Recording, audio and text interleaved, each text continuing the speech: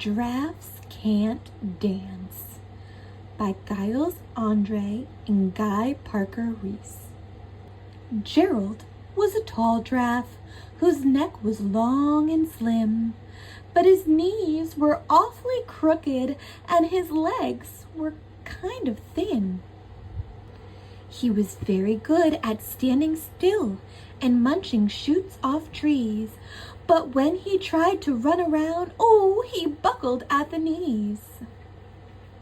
Now every year in Africa, they hold the jungle dance, where every single animal turns up to skip and prance. And this year, when the day arrived, poor Gerald felt so sad, because when it came to dancing, he was really very bad. The warthogs started waltzing, and the rhinos rock and rolled. The lions danced a tango that was elegant and bold. The chimps all did a cha-cha with a very Latin feel, and 8 baboons then teamed up for a splendid Scottish reel.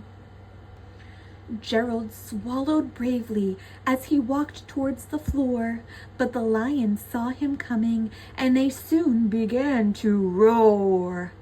"Hey, look at clumsy Gerald," the animals all sneered. "Giraffes can't dance, you silly fool." "Oh, Gerald, you're so weird." Gerald simply froze up. He was rooted to the spot. "They're right," he thought. "I'm useless. I feel like such a clot." So he crept off from the dance floor and he started walking home. He'd never felt so sad before, so sad and all alone. Then he found a little clearing and he looked up at the sky. "The moon can be so beautiful," he whispered with a sigh.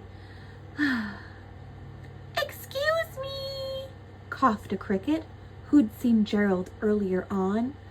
"But sometimes when you're different, you just need a different song. Listen to the swaying grass and listen to the trees. To me, the sweetest music is the branches in the breeze. So imagine the lovely moon is playing just for you. Everything makes music if you really want it to." With that, the cricket smiled and packed up his violin. Then Gerald felt his body do the most amazing thing. His hooves had started shuffling, making circles on the ground. His neck was gently swaying, and his tail was swishing around. He threw his legs out sideways, and he swung them everywhere. Then he did a backward somersault and leapt up in the air. Gerald felt so wonderful. His mouth was open wide. "I'm dancing! Yes, I'm dancing! I am dancing!" Gerald cried. Then one by one each animal who'd been there at the dance arrived while Gerald boogied on and watched him quite entranced. They shouted, "It's a miracle! We must be in a dream!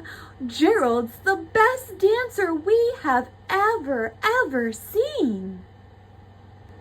How did you learn to dance like that? Please, Gerald, tell us how." But Gerald simply twirled around and finished with a bow.